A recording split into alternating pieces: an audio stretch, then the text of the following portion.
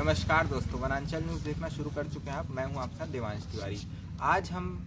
आज हम और पूरा देश अटल जी को उनकी जयंती पर नमन कर रहा है। आज वैसे ही मिनी अटल के नाम से प्रख्यात विकास शर्मा जी हमारे साथ मौजूद हैं कुछ खास बातचीत करने के लिए। विकास जी, आपका हमारे वनांचल न्यूज़ में स्वागत है। बहुत बहुत धन्यवाद देवांश। और वनांचल न्यूज़ के माध्यम से हम प्रदेश और देश के विभिन्न समाचारों से, अद्यतन समाचारों से अवगत होते हैं। इस नाते आज आपसे बातचीत करके ये मुझे भी बहुत ही प्रसन्नता हो रही है, बहुत ही खुशी की बात है और इस मौके पर बातचीत करना गर्व का भी विषय है।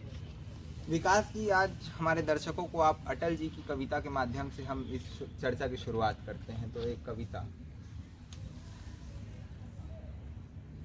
भरी दोपहरी में अंधियारा, सूरज परछाई से हरा, अंतरतम का ने निचोड़े, बुझी हुई बातें सुलगाएं, आओ फिर से दिया जलाएं। हम पड़ाव को समझे मंजिल, लक्ष्य हुआ आंखों से ओझल, वर्तमान के मोह जाल में आने वाला कल न भुलाएं, आओ फिर से दिया जलाएं, आओ फिर से दिया जलाएं। तो ये विकास जी के मुख से आपने अटल जी की कविता सुनी। आइए हम विकास जी से कुछ सवाल करते हैं। देश की राजनीति और अटल नीति को आप कैसे देखते हैं?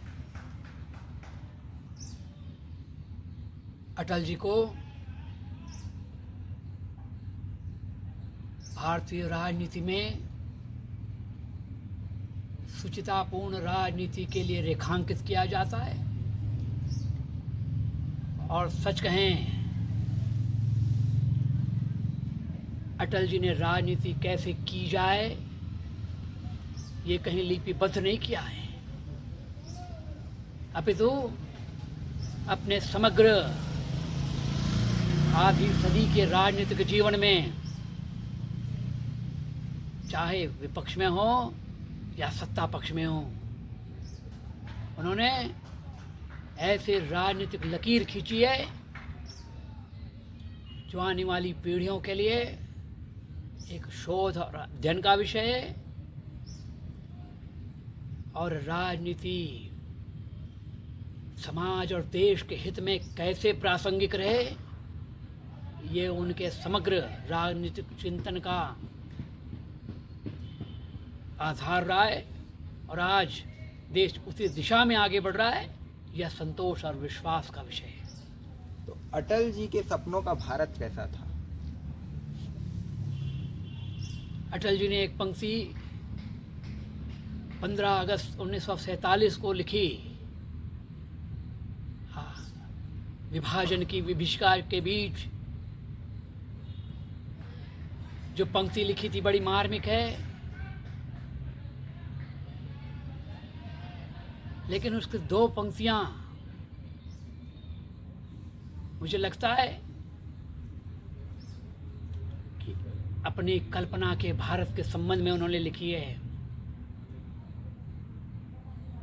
दिन दूर नहीं खंडित भारत को पुनः अखंड बनाएंगे, गिलगित से गारो पर्वत तक आज़ादी पर्व मनाएंगे।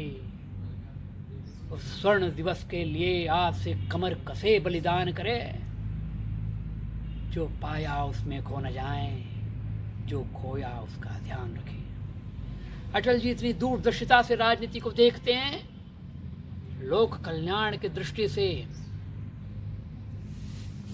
उन्होंने जब सत्ता में रहते हुए, प्रधानमंत्री रहते हुए जो भी नीतियां बनाई, वो समग्रता के साथ आगे बढ़ने की नीति बनाई। वो सर्वोदय के विकास का चिंतन करते रहे। और जब सर्वोदय के विकास का चिंतन शामिल होगा तो समाज के सभी वर्गों का विकास होगा और पूरे राष्ट्र को हम विकसित होता देख सकेंगे। और यही उनकी राजनीतिक चिंतन शैली रही है और वही उनकी राजनीति में वही उनका आधार रहा है। अटल जी की राजनीतिक प्रतिबद्धता, शुचिता और संसदीय परंपरा को हमारे दर्शकों को बताएं। अटल जी उस दौर में राजनीति में प्रवेश करते हैं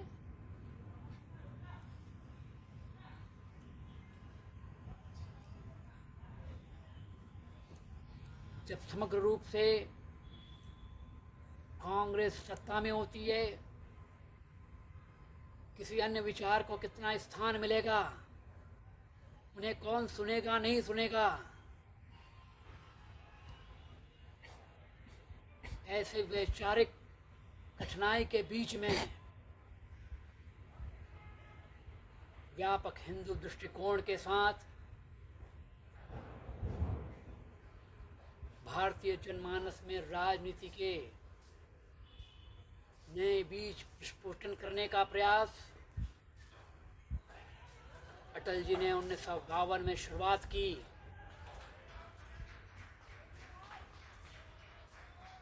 राजनीति में चुनाव हारना नहीं हारना एक बात, लेकिन अपने विचारों में जिस सृजनशीलता का परिचय दिया, उसका परिणाम है कि पूर्व प्रधानमंत्री जवाहरलाल नेहरू जी ने भी उनकी प्रशंसा के शब्द कहे और भविष्य में देश का नेतृत्व करने वाला निरूपित किया। यह उनके राजनीति में स्वीकार्यता को बताती है। घोर प्रतिपक्ष के बीच में संयुक्त राष्ट्र में भारत का प्रतिनिधित्व का अवसर अटल बिहारी वाजपेयी को मिलता है। इस सबके बीच में अजातशत्रु होने का परिचायक है। वहीं बांग्लादेश को पृथक करने के लिए भारत सरकार ने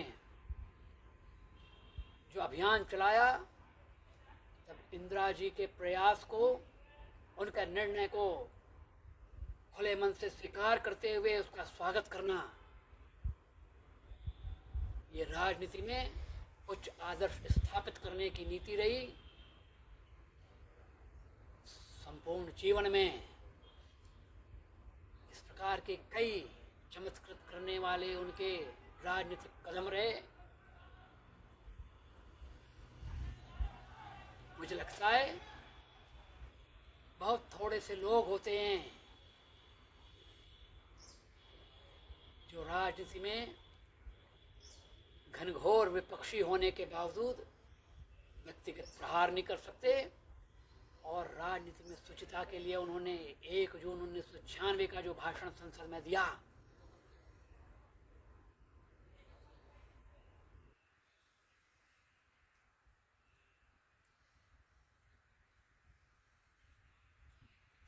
ऐसी खरीद फरोख्त भरी राजनीति के से प्राप्त सत्ता को मैं चिमटे से भी छूना पसंद नहीं करूंगा। ऐसा उद्घोष करना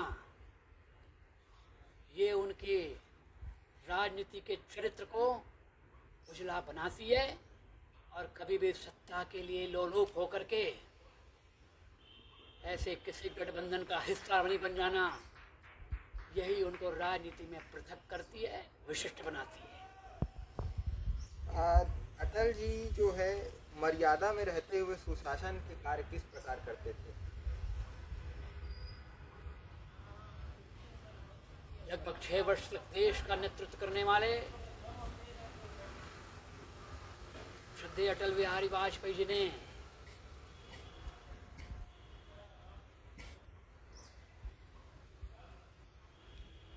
विभिन्न दलों के समन्वय से सरकार न केवल बनाई, बल्कि सफलतापूर्वक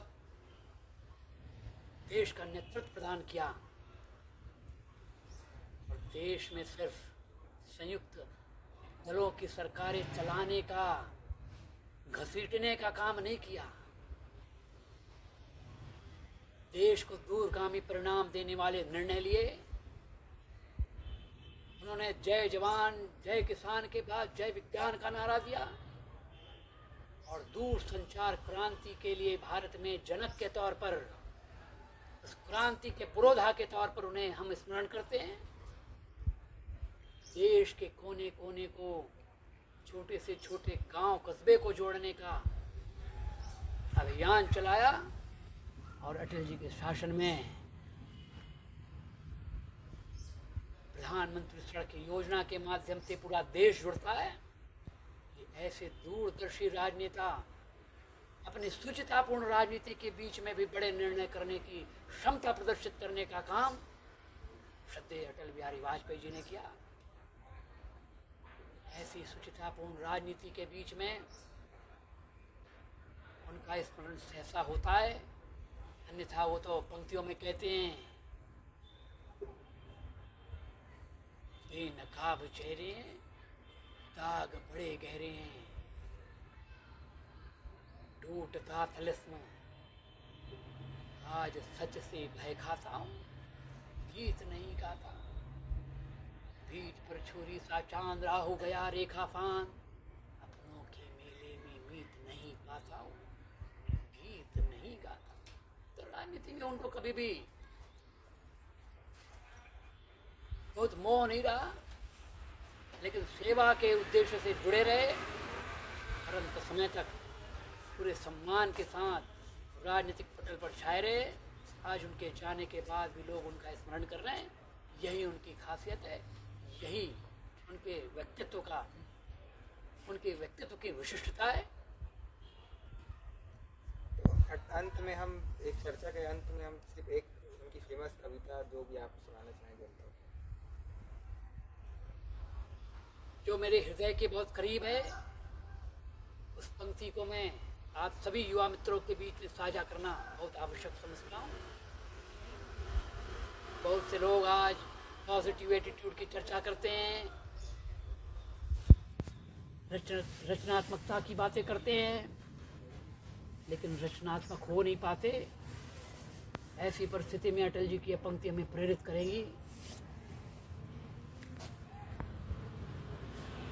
टूटे मन से कोई खड़ा नहीं होता, छोटे मन से कोई बड़ा नहीं होता, मन हार कर मैदान नहीं जीते जाते, न मैदान जीतने से मन ही जीते जाते। आदमी को चाहिए कि परिस्थितियों से लड़े, एक सपना टूटे तो दूसरा गढ़े। आदमी चाहे जितना भी ऊंचा उठे, अपने धरातल को ना छोड़े, अंतर्यामी से मुंह ना मोड़े। धरती ही धारण करती है, कोई इस पर भार न बने, मिथ्या अभिमान से न तने। आदमी की पहचान उसके धन या आसन से नहीं, उसके मन से होती है।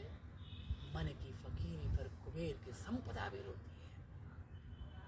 मेरे प्रभु, मुझे इतनी ऊंचाई कभी मत देना, गैरों को गले न लगा सकूं, इतनी रुखाई कभी मत देना। ये थे हमारे साथ मिनी अटल विकास शर्मा जी, और आज हम अटल बिहारी वाजपेयी जी को उनकी जयंती पर शत शत नमन करते हैं।